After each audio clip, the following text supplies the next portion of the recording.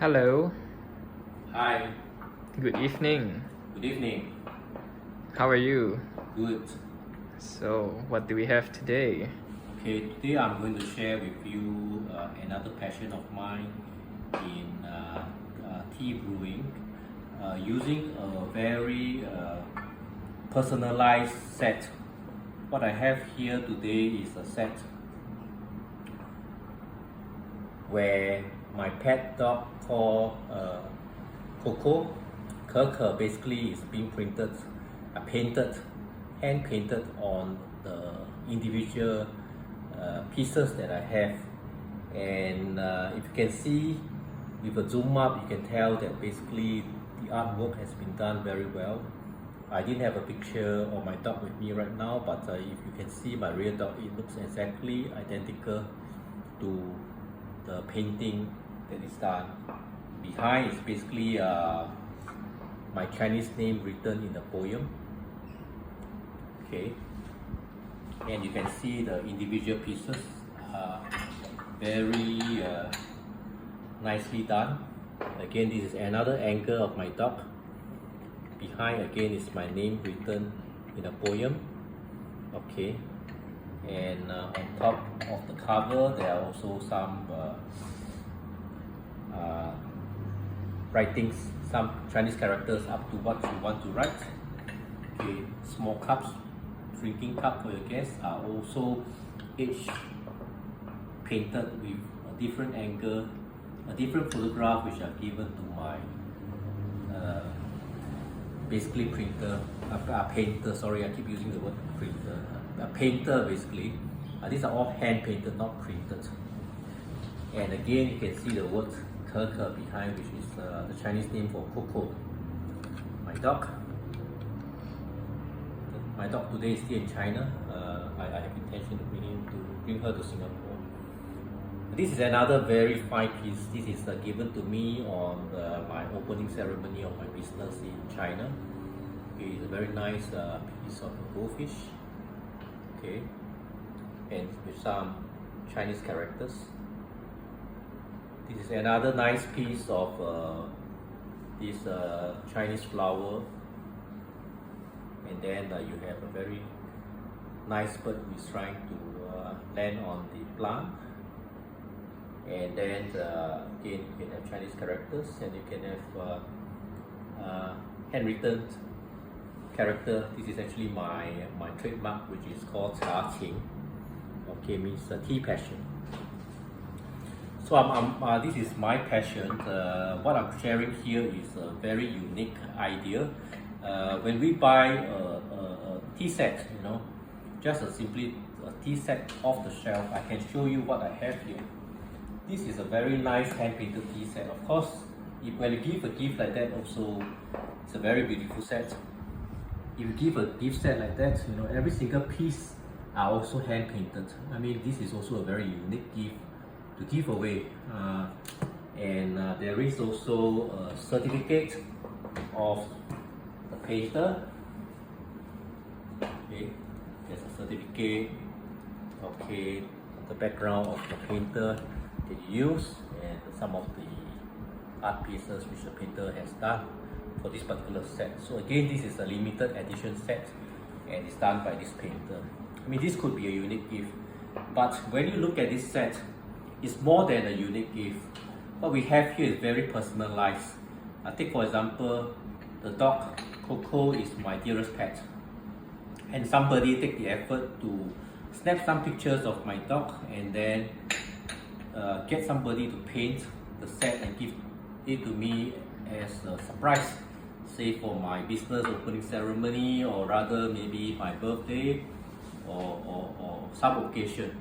This set will go along with me a very long way. Every time when I use this set to serve my customers, I have fond memory of this set, and it's not a simple set which somebody gave me, even if it's a famous artist, but it's not something of myself. There's not that much of personal touch in doing a gift for somebody.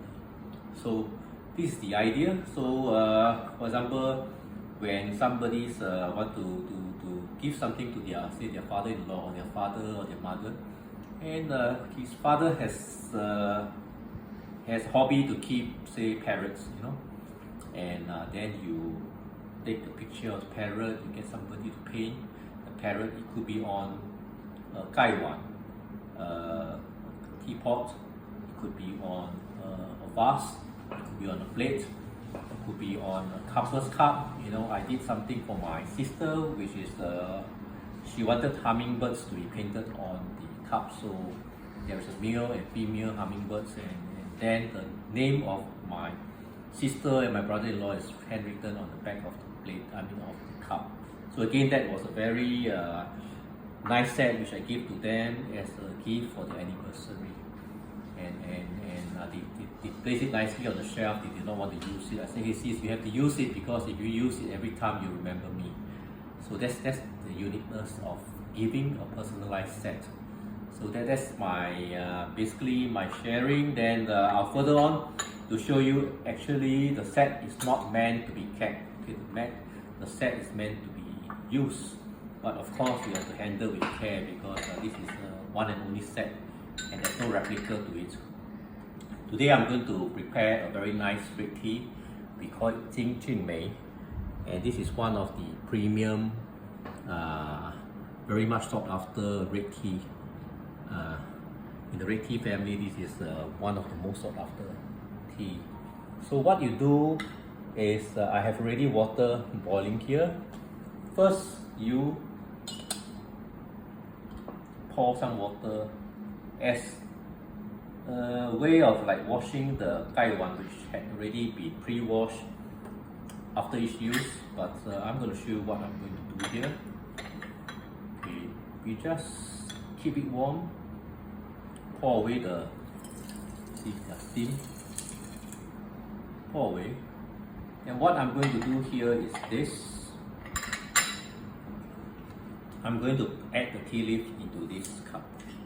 And you can imagine this cup has some residue steam. The surface is still hot. I'm going to give 3 to 4 shakes. Purpose of this is to bring out the vapor, the hot vapor inside the cup will bring out some very nice aroma of the tea. And what you can do, you can sniff this cup. You can let your guests have a sniff. You know, some of tea leaves are also stuck on the cover. Right, you can smell. Very nice, because a bit of the temperature basically brings up, you know, the aroma of the dry tea leaves. So what you do here is just trying to rinse down. Okay.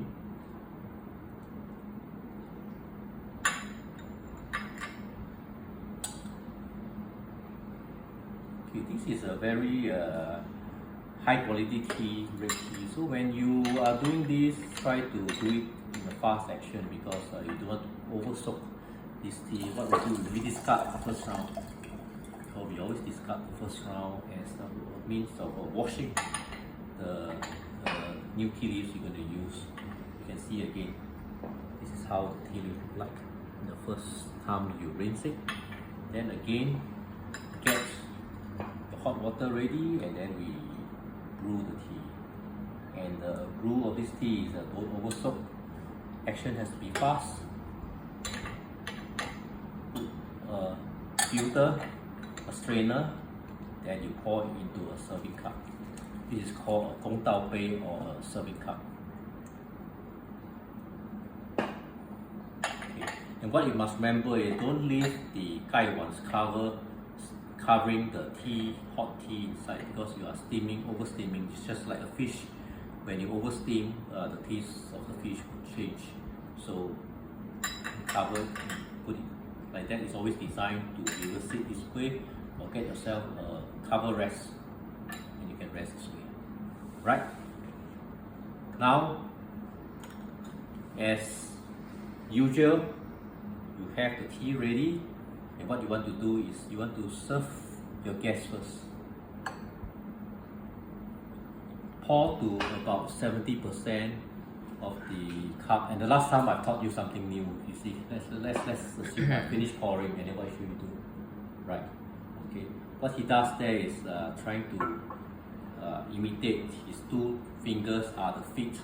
When the emperor used to go out during the days, the emperor liked to leave the palace and go out to have fun. But so he'll put on civilian clothes so that nobody knows he's the emperor. And when he does that, he goes out and drink tea or drink wine. And when he drinks tea, he will serve his servants. He don't want his servants to serve him because if not, people may think he's a king or somebody of a high-ranking officer. So when he does that, okay, as I go on, it's good practice to make sure that you have the water, ready water boiling for the next brewing. So the story went on. The emperor in civilian clothes, plain clothes, go out, pour tea for his bodyguards. Bodyguard would not, bow like in the palace. So the original way of doing it is like that. See, basically it's just like your knee, on the floor. So they just tap 3 times after the emperor pours the tea for him. But today we practice it a simple way. We just treat it like this: 1, 2, 3, and you don't bang the table. You just have a nice soft 3 tap to thank the host of the tea ceremony for offering you his best tea. So this is just some knowledge which I share with you. So then you have pour the tea first for your guests. That's very important. And you pour the tea for yourself.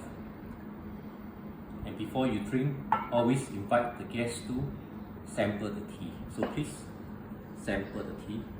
And what you should do is smell the tea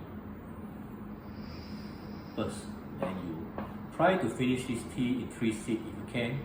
If you can't, then don't burn your throat.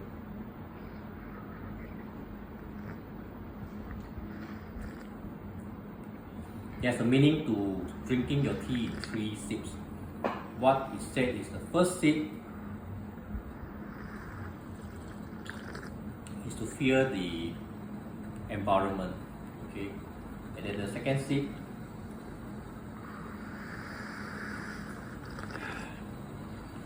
is to feel the goodness of the tea, right, and the third sip is to enjoy the tea and the company you have. Right, so there's a lot of basically background to why people do certain things in the tea appreciation.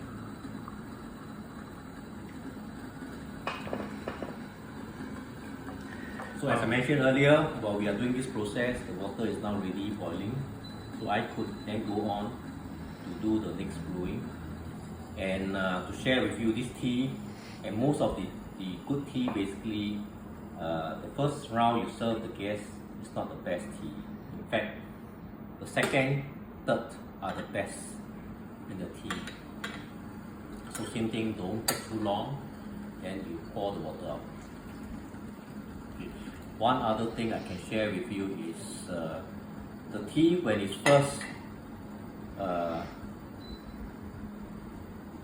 dry and you want to rinse it, pour in like within less than 1 second, you try to discard the water. And when you serve, maybe 2 seconds, you let the tea and the water stabilize, then you pour. But as you go into second brew, third brew, then the timing of the water being kept in the gaiwan is slightly longer. Assuming the second time is 2 seconds, the third time is say 5 seconds, the fourth time is 8 seconds, then 10 seconds, and then you, because as you go along, of course, the tea taste gets a bit more dilute. Then you prolong the soaking in order to still enhance the quality and the value of the tea. So, but remember, don't over soak your tea. Don't leave your cover onto the teapot and let it steam. You over steam a fish. Okay? So the same thing you do. Serve your guests. So these are just tips and tricks to ensure you extract the Now full you forgot flavor. to put your fingers to thank me. Oh yes, right. The As a full reminder flavor of the tea. that yes, then you pour for yourself. Then invite the guests to please have the tea. Thank you. Then you will drink the tea. Smell again. This time you can feel that basically the tea, the second round, tastes better than the first. so the quality of the tea actually goes better each time. But of course, second and third is the best. The fourth again has slightly not as good as the second and third, and then this tea is good enough to brew about 7 to 8 times. So I hope today's sharing can give you furthermore some tips. Not that I'm an expert in tea brewing, but I'm also learning along the way. I do have Sifu in China who reviews my videos and tells me things that I've said wrong, so that the next video I produce, I hope that I'm able to improve further. So, and I hope that you also have been able to gain. And please, if you like my video, go down and subscribe. If you like my video, share my video, and then give me some comments in case you need me to improve. Okay, with this, once again, thank you for coming. I'm so happy to have you with me to share Tom's tea passion. Thank you very much once again, and cheers. Cheers.